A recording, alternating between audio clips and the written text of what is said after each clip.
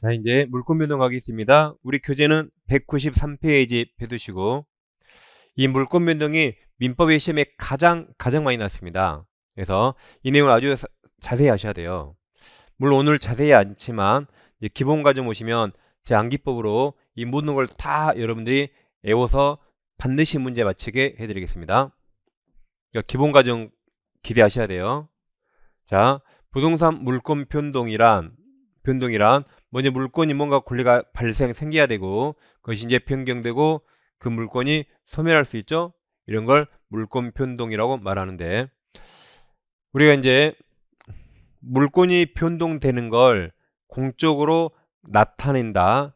물건이 변동되는 걸 공적으로 나타낸다. 이게 공시 원칙이라는데, 부동산은 등기를 해야만 물건이 변동하고, 자, 이 동사는 점유를 물건을 넘겨주면 돼요. 물건 넘겨주면. 자전거를 팔았다. 그럼 자전거를 매수인에게 넘겨주는 겁니다. 컴퓨터를 팔았다. 그럼 컴퓨터를 매수인에게 넘겨준다. 점유를 인도해준다.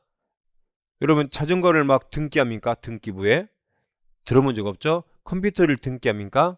들어본 적 없죠? 그러니까 이 비싼 부동산은 등기로 권리관계를 변동하고, 이 싸구려 동사는 그냥 점유만 넘겨주면 되는 겁니다. 그리고 식물들, 농작물 아까 수목 이런 것들은 명인 방법으로 권리관계를 나타낼 수가 있습니다. 그 다음 이제 공신의 원칙이 있는데, 자, 이제 공부했지만 부동산은 등기의 공신력을 인정하지 않는다 그랬죠? 근데 시험에 안 나오지만 이 동사는 점유의 공신력을 인정합니다. 근데 우리 시험에 안 나와요. 우리는 부동산에 등기 공신력 없다. 이게 우리 시험범위죠. 그래서 공부했잖아요. 갑소의 엑세 부동산을 친척을이 등기를 위조해서 을 앞으로 소유권 이전 등기하면 이건 무효입니다. 근데 마치 을이 소유자처럼 보여요. 그래서 을이 병에게 팔고 등기하면 병은 앞사실을 몰랐더라도 우리는 앞사람 무효면 뒷사람 무조건 무효 해서 절대적 무효. 앞사람 무효면 뒷사람 100명, 1000명, 만명 다 무효, 다 죽어. 이것을 우리나라는 절대적 무효라고 그랬죠. 그럼 병은 등기부가 을을 소유자라고 공시하니까 그걸 믿고 샀거든요. 그래도 공시한 걸 믿었죠? 그래도 앞등기 무효면 병등기 효력 인정하지 않습니다. 그래서 우리는 진정한 소유자 갑이 보호되고 제3자 보호하지 않는다. 이게 원칙이었죠. 원칙. 이걸 절대적 무효. 근데 비진이 통정의 표시 무효는 어땠죠? 비진이나 통정의 표시 무효는 선의 3자에게 무효 가지고 대항하지 못하는 상대적 무효도 있었죠. 근데 원칙은 등기 공신력 없다. 이게 원칙입니다. 원칙. 절대적 무효. 항상 원칙을 먼저 잘 기억하셔야 돼요. 자, 이제 부동산 물권 변동할 때 등기를 유효하는 것과 유효하지 않는 게 이게 민법의 시험에 가장 많이 나옵니다. 아까 이제 186조 잠깐 보셨는데 부동산 물권 변동 효력이죠. 부동산에 관한 법률행위로 인한 물권의 득실 변경은 죽어도 등기해야 돼요. 등기하지 않으면 절대로 물권 변동하지 않습니다. 예외가 없다. 그 다음 245조 이게 점유취득시효, 점유로 인한 소유권 취득시효인데 먼저 20년간 소유사로 평온 공연하게 부동산을 점유한 자는 마지막에 등기하여야 소유권 취득한다라고, 이건 좀 이따 공부하실 거예요. 이건 좀 이따. 다음 187조 제목이 등기를 이용하지 아니하는 부동산권 취득이네요. 상속, 공영징수가 수용. 다음 판결, 경매, 기타 법률 규정에 의한 부동산에 관한 물건의 취득할 때는 등기하지 않죠. 그러나 등기하지 아니하면 이를 처분하지 못합니다. 그러니까 법률 규정으로 부동산 물건을 취득할 때는 등기 없이 취득하지만 이걸 나중에 팔 때, 처분할 때는 등기하란 말이죠. 등기해야 된다. 왜냐하면 세금 내야 등기해 주니까 세금 내고 팔란 말입니다. 아무튼 취득할 때는 등기 없이. 이 세 가지, 특히 186조, 187조 이게 민법이 가장 중요하고 아주 자세한 사항은 기본과정의 암기법으로 단달해서요. 기대하세요. 환상적 암기법. 오늘은 기본 내용은 간단히 하는 겁니다. 자, 다시 법률행위로 부동산 물권이 변동하려면 죽어도 등기해야 된다. 예를 들어서 가격이 X라는 부동산이 있는데 을과 매매 있습니다. 매매. 그러면 매매는 법률행위죠. 둘이 원해서 했죠. 갑도 팔 의사가 있고 을도 살 의사가 있고 이때 파는 사람을 매도인, 사는 사람 매수인. 매매는 법률행위이기 때문에 매매로 인해서 을이 소유권이라는 물권을 취득하려면 반드시 을 앞으로 소유권 이전 등기를 해야 돼요. 등기해야 물권 취득한다. 등기 안 하면 죽어도 물권 취득할 수 없습니다. 설령 을이 매매대금 10원도 안 줬어요. 매매대금 10원도 안 줬더라도 등기하면 소유권 취득하고 매매대금 다 줬어요. 매매대금 전부 보냈더라도 등기 안 하면 절대 소유권 취득하지 못합니다. 그래서 소유권이라는 물권을 취득하는 건 돈 존자 안 존자가 아니고 점유를 넘겨받은 자가 아니고 등기했냐 안 했냐가 그 판단 기준입니다. 갑부동산 을과 전세권 계약이에요. 자, 그럼 둘 중에 누가 전세권 설정자일까요? 좀 이따 하겠지만 둘 중에 누가 X부동산 소유자죠? 갑이죠. 그러면 소유자를 설정자 그래요. 소유자를 뭐란다? 설정자. 소유자를 설정자랍니다. 시옷. 그래서 이거만 기억해요. 시옷. 이제 안 헷갈리죠. 소유자가 설정자. 을은 타인 부동산에 전세권을 취득해서 을을 전세권자 그래요. 그럼 전세권 계약은 법률행위입니까? 법률 규정입니까? 우리는 지금 법률행위하고 있어요. 갑도 을에게 빌려줄 의사가 있고 을도 빌릴 의사가 있죠. 둘이 의사에 따라 해서 이게 법률행위고 전세권은 물권이죠. 그럼 을은 법률행위로 전세권이라는 물권을 취득하려면 반드시 등기해야 돼요. 그래서 을 앞으로 전세권 등기해야만 을은 전세권이라는 물권을 취득합니다. 갑부동산 을과 저당권 계약입니다. 그럼 누가 설정자라고요? 소유자 갑. 소유자가 설정자 시옷. 을을 저당권자. 그럼 저당권 설정 계약은 법률행위죠. 둘이 원했잖아요. 그럼 을은 저당권 등기해야만 저당권이라는 물권을 취득합니다. 갑부동산을 이게 증여합니다. 증여. 그러면 이것도 법률행위죠. 둘이 원했잖아요. 그럼 우리 소유권 취득하려면 소유권 이전 등기해야만 우리 소유권이라는 물권을 취득합니다. 몇 가지 예시를 들어봤어요. 이게. 자, 그럼 이제 좀 깊이 들어가서 아주 중요하니까. 자, 부동산 물권 변동할 때 등기를 요하는 게 법률행위 아까 186조 그리고 245조 1항이 점유취득시효 245조 1항이 점유취득시효입니다. 그럼 여러분 법률행위가 뭐라 그랬죠? 내 의사에 따라 자기가 원하는 거. 그럼 법률행위로 소유권이라는 물권이 변동하는 게 매매 교환 증여입니다. 얘들은 죽어도 등기해야 된다. 그 다음 물권이 소유권에 있는가 이제 제한물권. 그래서 아까 지상권, 지역권, 전세권, 저당권 설정 둘이 갑과 을이 원해 사는 법률행위. 만약에 그 전세권을 이전한다도 둘이 원해 사는 법률행위 다 등기해야 된다. 다음 어떤 공유물이 있는데 공유 토지가 있다. 공유 토지를 분할한대요. 그럼 협의 분할이 원칙이거든요. 그럼 협의가 법률행위라 등기해야 된다. 협의가 안 되네요. 그럼 법원에 가요.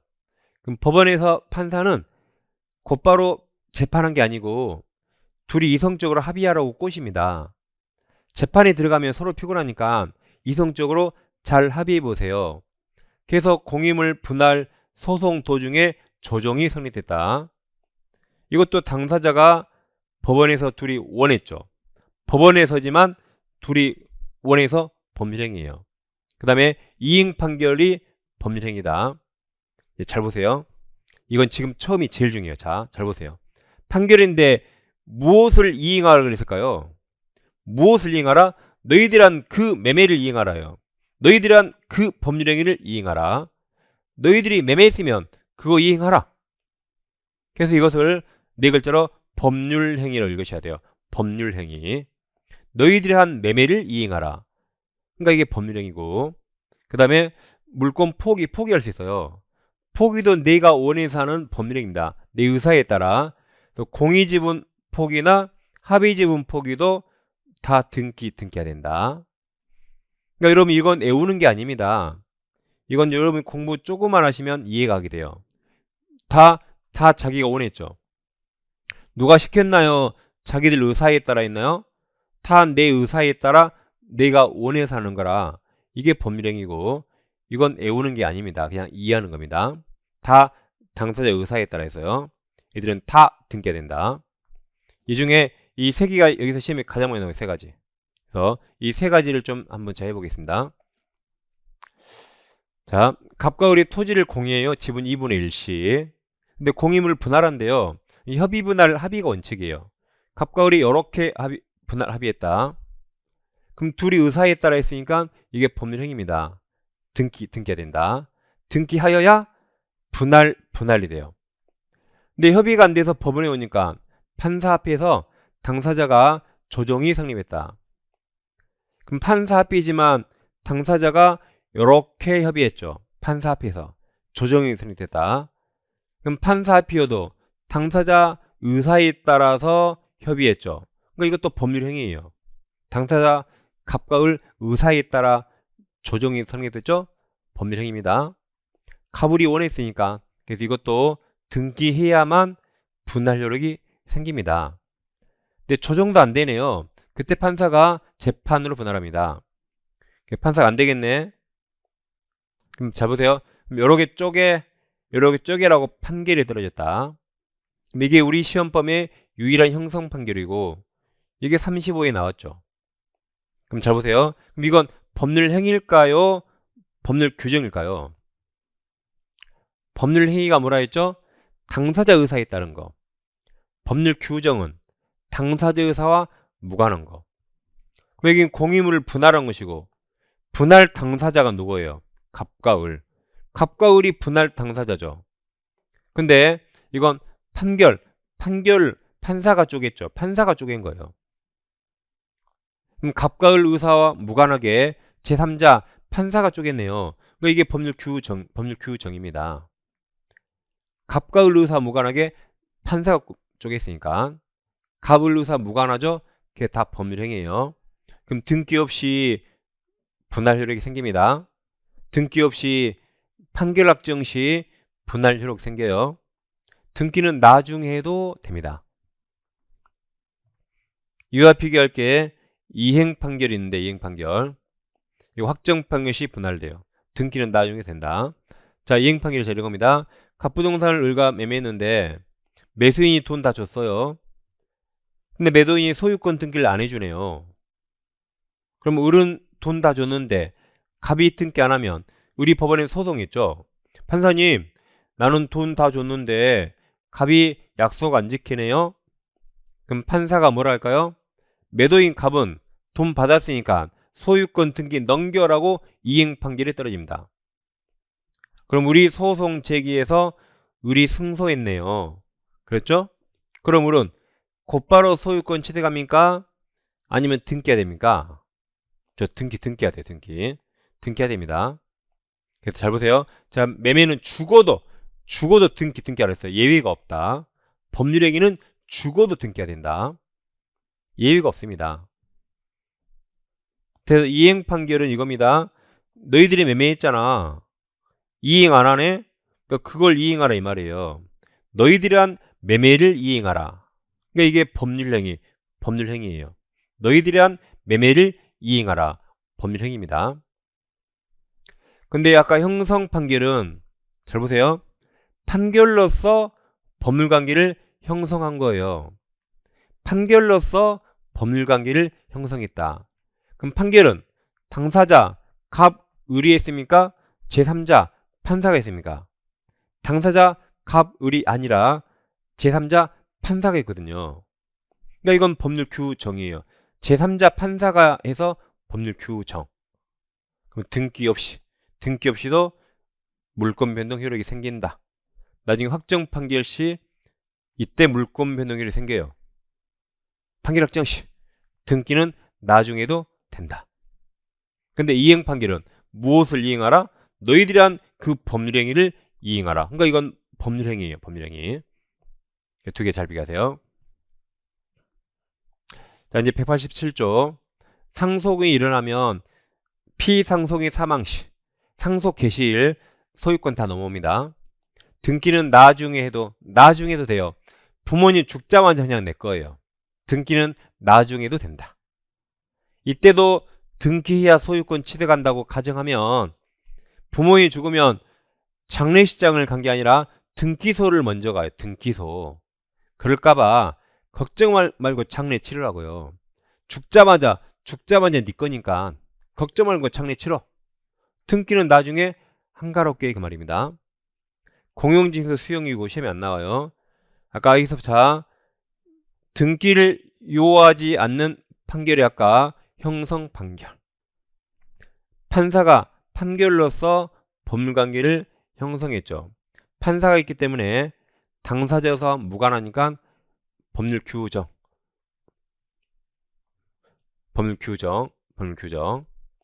법률 규정이라 다 등기 없이. 그러니까 이행 판결은 매매를 이행하라 해서 법률행위입니다. 그럼 이것은 아까 히읗 확정 판결 시 분할이 되고 등기는 나중에도 된다. 경매는 이제 경락인이 법원에 돈 다 내면 매각대금 돈 다 내면 경매를 매각 그래요. 법원에 돈 다 내면 일단 소유권 취득해요. 등기는 나중에 해줍니다. 나중에. 그래서 경락인이 돈 내자마자 등기 없이 소유권 취득한다. 다시 187조. 상속, 공용이수, 판결, 경매, 기타 법률 규정에 의한 부동산에 관한 물권 취득은 등기하지 않는다. 그러나 이를 등기하지 않으면 처분하지 못하기 때문에 처분할 때는 등기하란 말이죠. 187조였습니다. 시험이 아주 잘 나와 이게. 자, 31회 문제 가볍게 풀어볼까요? 법률행위에 의하지 않은 부동산 물권 변동. 네, 틀린 겁니다. 1번 이행 판결은 2번 무엇을 이행하라? 너희들이 한 매매를 이행하라. 그러니까 법률행위예요. 그래서 이행 판결에 의한 부동산 물권 변동 시기는 등기한 때 등기해야 돼. 틀렸죠? 등기해야 된다. 아까 이건 히읗 확정 판결 시는 아까 형성 판결 그리고 이행 판결은 등기해야 돼요. 그래서 2번이 정답이고 상속인은 등기 없이 소유권 취득한다 그랬죠. 경매로 인한 부동산 소유권 취득은 매각되고 안 나간되고 등기는 나중에 하면 된다 그랬죠. 이런 식으로 시험이 나옵니다. 자, 이제 우리 물권이 있다가 물권이 소멸할 수 있죠. 그 내용인데 잠깐 체크해 드릴게요. 지금 공부하신 거. 자, 193페이지 중간에 공업원 물권 변동이 있습니까? 그럼 186조와 187조 두 개 다 체크하시고 가장 중요한 조문이라 있습니다. 넘기시면 194페이지 하단에 파란색 1번 공시원칙 있나요? 그럼 양가로 1번 개념만 밑줄 개념만 물권 변동을 외부에서 알 수 있게 표시해야 하라는 원칙을 말한다. 부동산은 등기, 동산은 점유 그거 마시면 돼요.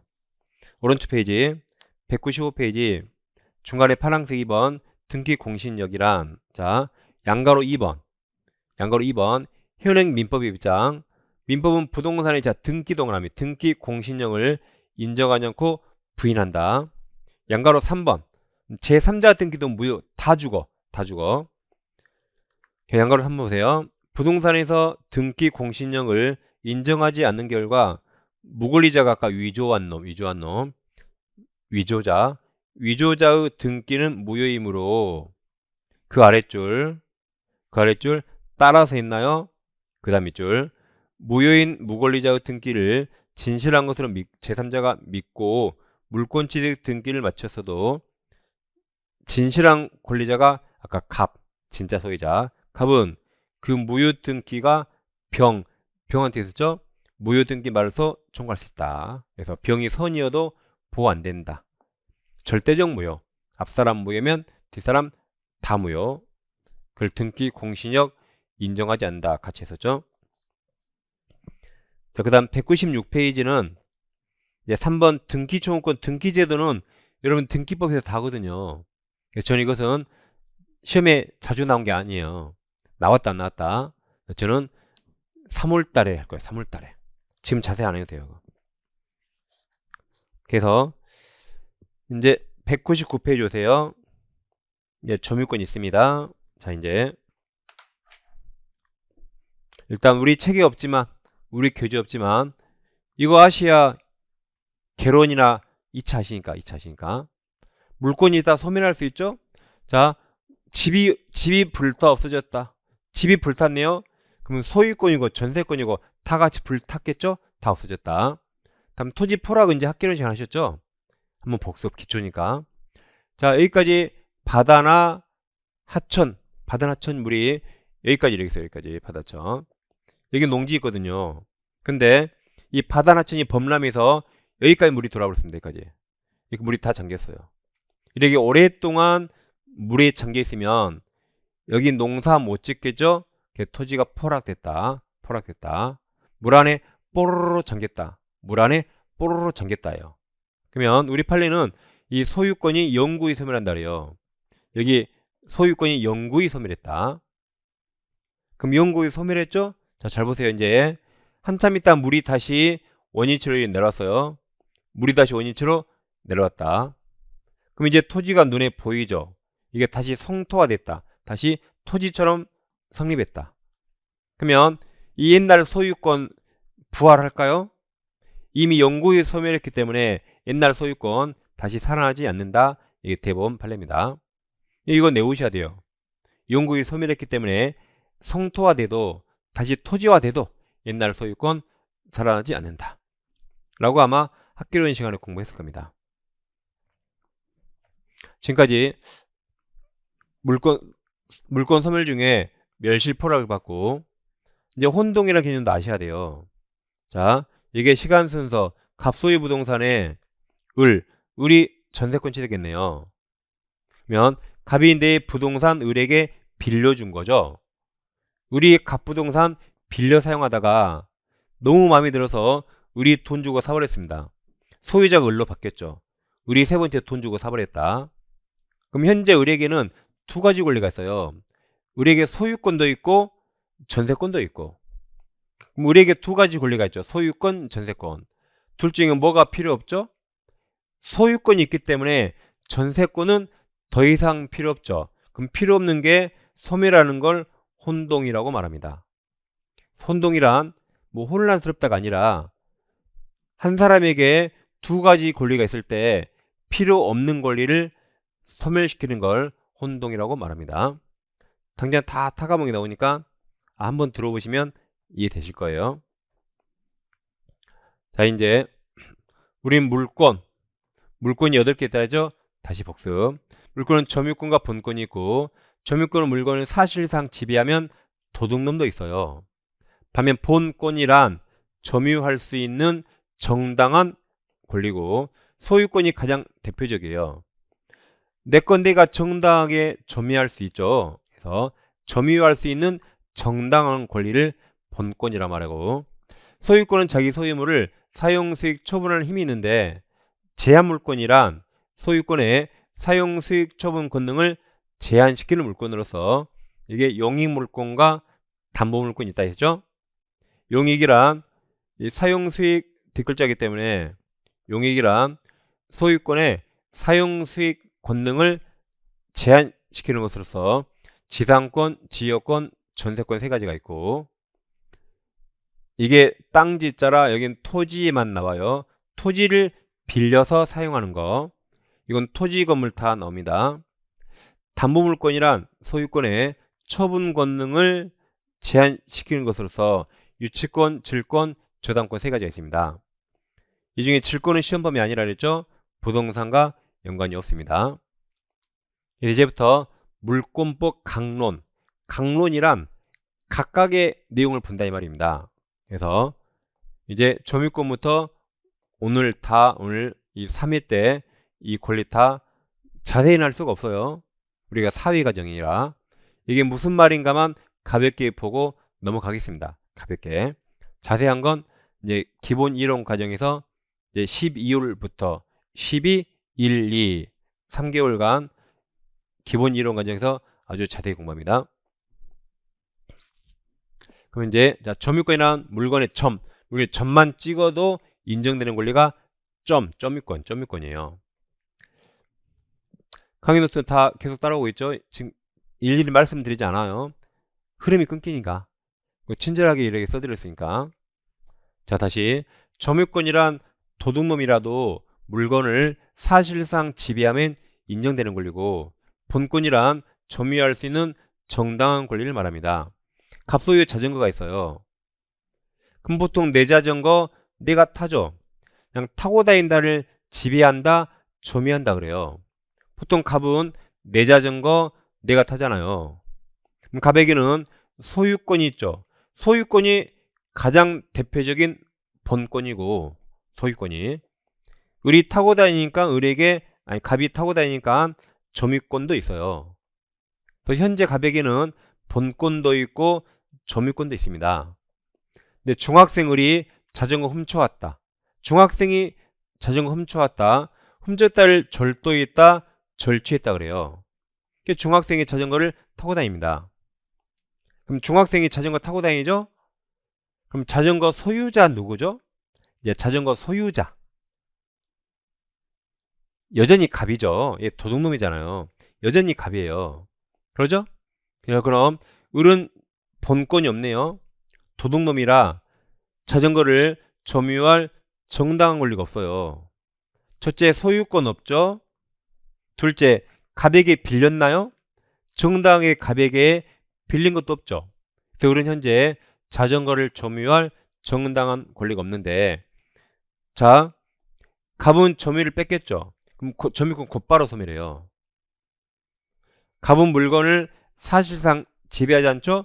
그럼 곧바로 소멸하고 점유권 을에게 오는 겁니다. 이렇게. 이처럼 도둑놈도 물건을 사실상 지배하면 점유권으로 보호해줍니다. 아니 무슨 법이 이래? 아니 도둑놈을, 나쁜 놈을 왜 법에서 보호해? 할 수 있을지 몰라요. 네, 잘 들어서 지금부터. 우리가 공원에 앉아 있어요. 공원에 공원에 앉았는데 이게 공원이에요. 노란색이 공원.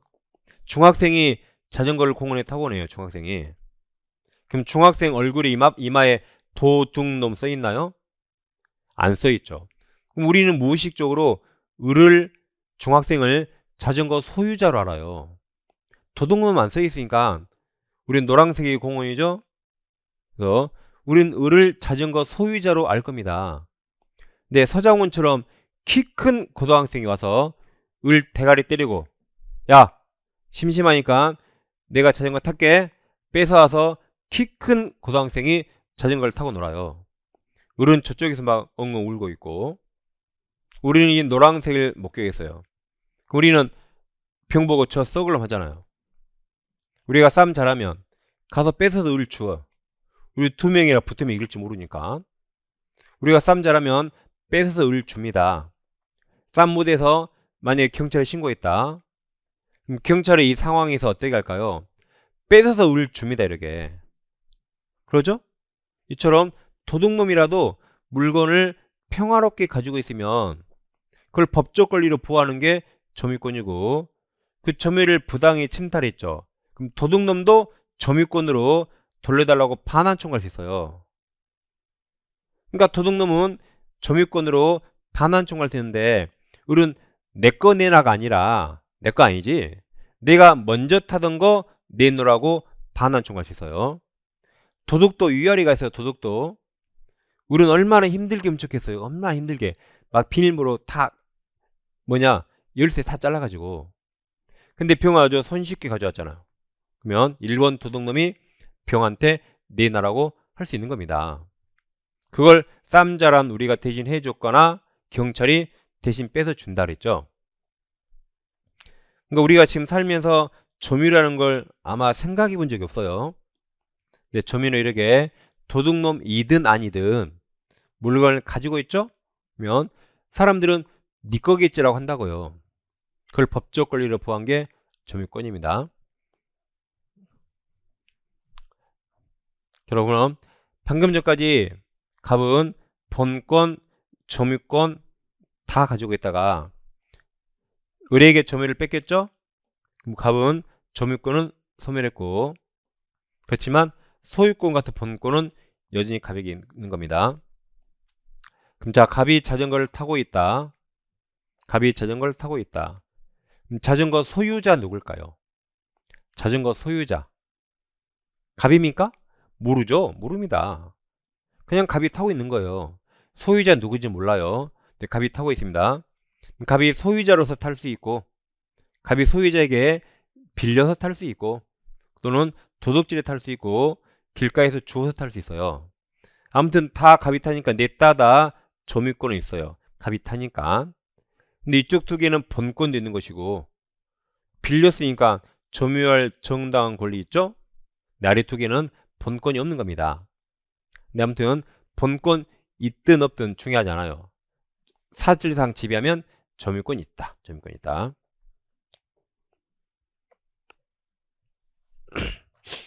자, 교재로 오세요. 교재 199페이지. 교재 199페이지 상단에 공일 점유 개념이 있어요. 파란색 1번 점유 요소 보세요. 점유라는 사실상 지배 상태로 점유자에게 인정되는 물건, 이는 물건에 대한 본권 유무와 관계없이 이렇게 본권이 있든 없든 사실상 지배자에게 인정됩니다. 제일 밑에 양가로 4번 점유권과 본권이 있나요? 그 동그라미 2번을 봐요. 2번 네 줄 다 체크. 갑소유 강아지를 우리 훔쳤다. 강아지를 여기처럼 자전거 대입해서 읽어보시면 돼요. 그 동그라미 2번 기억 니은까지 보세요. 동그라미 1번은 보지 마세요. 항상 제가 보라는 것으로 하겠습니다. 다음 넘기시면 점유 관념하는 게 나오거든요. 200페이지. 자, 이것도 시험에 아주 잘 나오는데, 자, 아까처럼 물건을 사실상 지배하면 점유권 있는 게 원칙인데 그 예외적인 상을 우리 책에서 점유 관념화라고 표현했습니다. 근데 점유 관념화 그런 말은 시험에 안 나와요. 자, 사실상 지배하면 점유권 있는 게 원칙인데 예외적으로 사실상 지배하더라도 점유권 인정받지 못하는 사람이 있고, 반대로 사실상 지배하지 않더라도 점유권 인정받는 사람이 있습니다. 이게 원칙이죠? 이게 원칙인데 이게 다 예외. 이게 다 예외. 예외죠. 예외. 예외. 자, 그럼 잘 보세요. 이런 사람 우리가 이제 점유 보조자라 부르고, 이런 사람을 우리가 간접 점유자라고 부릅니다. 이건 시험에 잘 나오는데 이것도 지금 처음이 제일 중요해요. 그러니까 기초가 중요해요. 지금 처음이 제일 중요합니다. 잘 보세요. 이거 두 개 잘 보세요. 이거 이 두 개 보입니까? 둘 중에 누가 점유자라고 써 있죠? 둘 중에 누가 점유자라고 써 있어요? 한글 읽어보세요. 한글 노란색 얘가 점유자라고 써 있잖아요. 이렇게. 그러죠? 둘 중에 누가 점유자라고 써 있어요? 얘는 부주자고 얘가 점유자죠. 맞습니다. 그래서 잘 보세요. 얘는 점유자라고 써 있죠? 얘는 이 시간 이후부터 뭐든지 있다, 뭐든지 된다 하면 돼요. 모르는 말 나와도 얘는 무조건 있다, 무조건 된다. 얘는 점유자 아니라고 써 있죠? 점유자 아니라고 써 있죠? 얘는 이 시간부터 뭐든지 없다, 뭐든지 안 된다 하면 돼요. 그 문제는 다 맞습니다. 그래서 간접 점유자는 점유자이다 맞아요. 점유권 있다 맞아요. 뭐든지 있다, 뭐든지. 간접 점유로 취득 시효할 수 있다 없다? 그냥 무조건 있다. 간접 점유로 유치권 행사할 수 있다 없다? 그냥 무조건 있다. 무조건 있다. 모르면 나와도. 물권 주처원권 행사할 수 있다. 얘는 점유자 아니라 뭐든지 없다. 뭐든지 안 된다. 점유자 아니다. 점유권 없다. 물권 요청권 행사할 수 없다. 물권 요청권 상대방 될 수 없다 하시면 돼요. 할 수 있겠죠? 그래서 얘는 점유자라 써 있으니까 모르면 나와도 무조건 있다 된다로 끝나고, 얘는 점유자 아니라고 써 있으니까 모르면 나와도 무조건 없다 아니다 안 된다로 끝납니다. 그럼 문제를 맞춰요. 지금부터 무슨 말인지 알면 갑자기 어려워져요. 우리 무슨 말인지 알기 전부터 이미 정답은 다 맞추고 들어갑니다. 자, 문제 볼게요. 이제 점유 보조자. 그래서 200페이지 중간에 양괄호 2번 점유주와 보조자 거의 195조가 있죠. 자, 가사상, 영업상, 기타 유사한 관계에 와요. 타인 제시 동그라미 쳐요. 타인 제시를 받아서 물건에 대한 사실상 지배한 때 그 타인만 점유자로 한다. 그럼 타인은 지시한 자입니까? 지시받은 자입니까? 지시한 자죠. 타인의 지시한 자. 지시받은 자가 점유 보조자. 지시받은 자가 뭐다? 점유 보조자. 지시한 자만 점유자를 한대요. 지시한 자만 점유자를 한다. 실생활 엄청 많습니다. 가장 흔하게 편의점 같은 거, 갑이 사장님이고 우리 직원 알바예요. 그럼 의론자 매장을 사실상 지배하고 사장님은 저기 스크린 골프장에 놀고 있어요. 그럼 을 혼자 매장을 사실상 지배하는데 독자적 지배가 아니고 갑의 지시를 받거든요. 갑은 핸드폰으로 CCTV로 우리 뭐 한가 다 보고 있어요. 담배 핀가 라면 먹는가 다 보고 있습니다. 그러면 얘는 매장을 지배하더라도 얘는 점유권 인정되지 않습니다.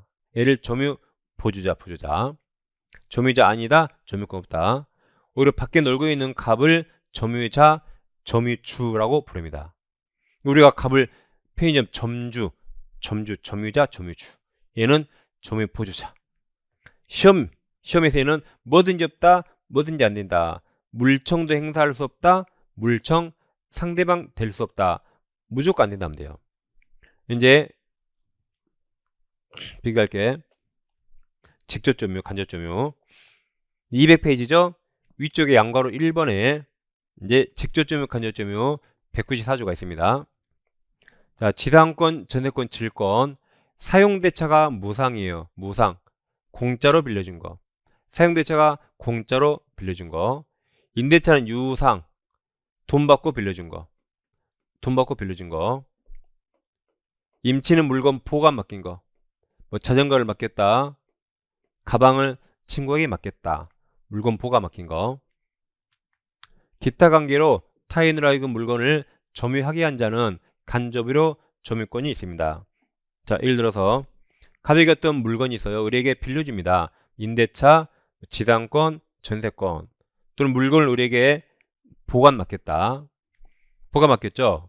그럼 이 물건을 의리 점유하고 가져왔고, 현재 갑은 이 물건을 의리에게 맡겼기 때문에 현재 갑은 이 물건을 사실상 지배하지 않습니다. 의리에게 넘겼기 때문에. 근데 의리에게 점유를 영원히 넘겼나요? 아니면 일정 기간이 지나면 다시 받아옵니까? 의리에게 영원히 넘긴 게 아니고 이게 2년이라면 일정 기간 지나면 갑은 다시 반환 청구해서 갑이 다시 받아오거든요. 언젠가는 갑에게 돌아오네요. 언젠가는 갑에게 돌아오는데 현재 갑은 물건을 사실상 지배하지 않거든요. 근데 언젠가는 갑에게 다시 돌아오니까 이 상태를 법에서 194조에서 간접으로 점유권을 인정해 줍니다. 이런 게 한마디로 다 빌려주는 점유 매개 관계, 빌려주는 점유 매개 관계로 의리한 점유를 직접 점유라고 부릅니다. 그러니까 지금부터 뭔가 물건을 빌려주죠. 그럼 점유가 두 개예요. 빌려준 자가 간접 점유자, 빌려 사용한 자가 직접 점유자. 두 가지입니다. 그럼 여러분은 직접 점유하고 싶어요? 간접점유 하고 싶어요. 여러분은 직접점유, 간접점유 둘 중에 어떤 거 하고 싶나요? 직접점유? 저는 간접점유 하고 싶은데. 그럼 자, 이게 100억짜리 건물이에요. 100억짜리 건물. 누가 임대인이에요? 갑이 임대인이고 을은 임차인이지, 임차인. 100억 시시에? 그래서 1000억짜리 건물. 갑이 임대인이에요. 임대인을 간접점유자 그래요. 임차인은 돈 없어도 해요. 걔를 말한다? 직접점유자. 자, 이제 뭐 하고 싶어요? 간접점유죠, 간접점유. 건물주. 여러분, 세상에서 가장 아름다운 단어가 뭘까요? 세상에서 가장 아름다운 단어. 사랑? 웃기고 있네. 이거. 간접점유. 이게 세상에 가장 아름다워요. 얼마나 하고 싶어요. 막 2천억짜리 건물 가고 싶잖아요. 근데 얘한테 뭔 말할 수 없다면 얼마나 소람이가. 조물주의 건물주예요.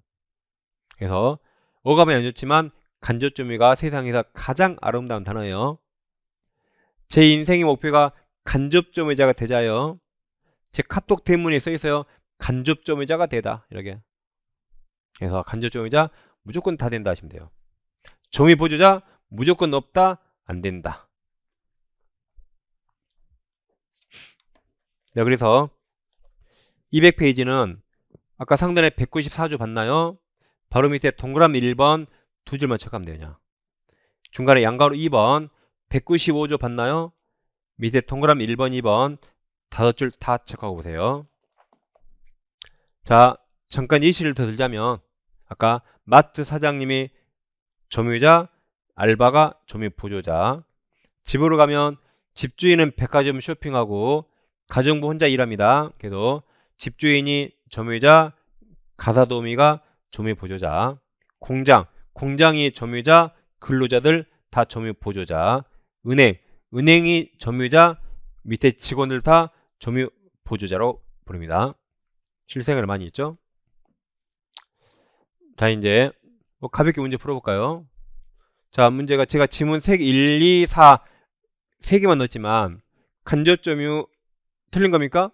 간접점유는 무조건 있다, 된다로 끝나거든요. 그러니까 틀린 거니까 없다 어디 있어? 없다. 이게 정답이기. 없다가 정답, 이게 정답. 그래서 그냥 이게 정답이에요. 뭔지 몰라도. 그래서 간접점유 무조건 다 있다로 끝나 무조건. 얼마나 쉬워요?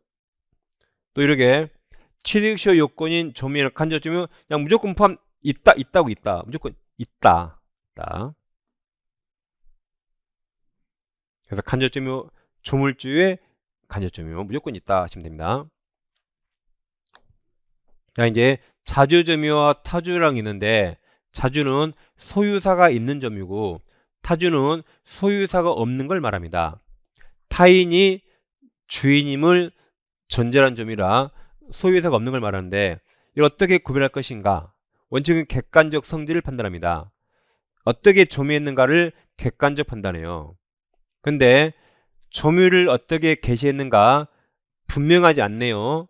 그때는 일단 자주점유로 추정 일단 인정한다. 일단 인정해줍니다. 근데 이 시간에는 객관적으로 판단한다. 무슨 말인가? 한 두 가지만 들어올 겁니다. 일단 이 의미만 하시면 되기 때문에. 자, 가백이 X부동산인데 을과 매매했습니다.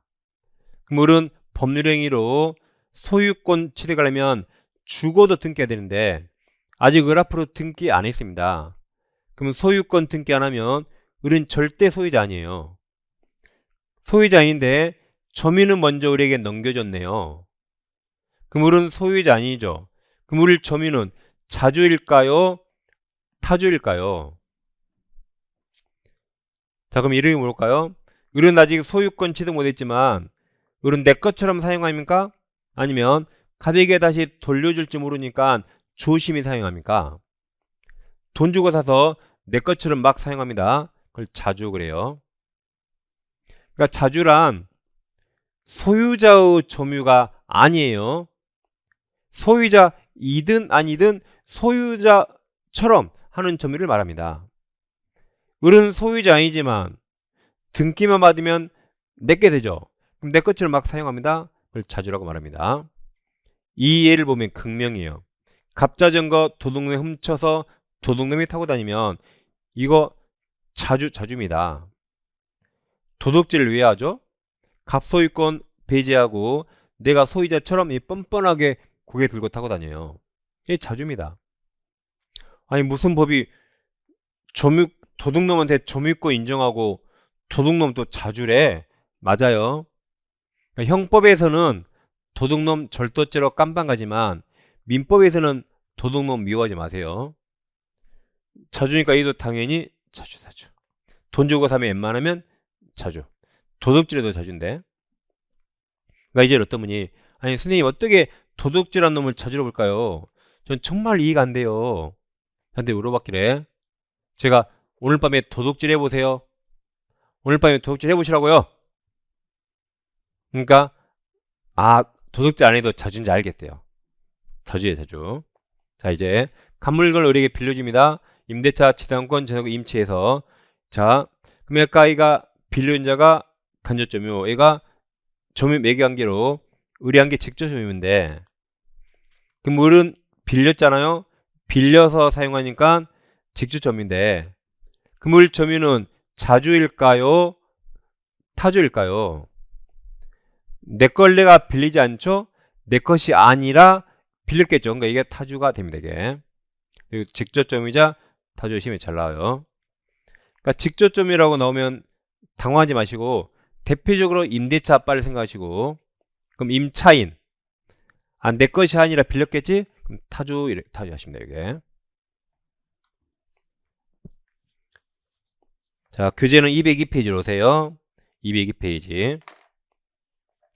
위쪽에 박스 밑에 파란색 1번 자주점유 보입니다. 1번 개념 체크하시고 양가로 2번 판단 기준도 밑에 두 줄 체크하세요. 둘째 줄에 객관적 동그라미. 지금 우리 객관적인 걸 두 개 봤어요. 오른쪽 페이지 파란색 2번 타주점 있나요? 양가로 1번 개념은 두 줄 다 체크하시고 양가로 2번 타주점의 여부 동그라미 1번 네 줄 다 체크하세요. 이런 거 직접점유자 타주 이해가 써 있습니다. 이게 나머지는 뭐 나중에 봐도 되니까 그냥 넘어갑니다. 12월달 봐도 돼요. 그래서 물권 중에 점유권까지 했습니다. 이제 10분 인식하시고 소유권 하겠습니다.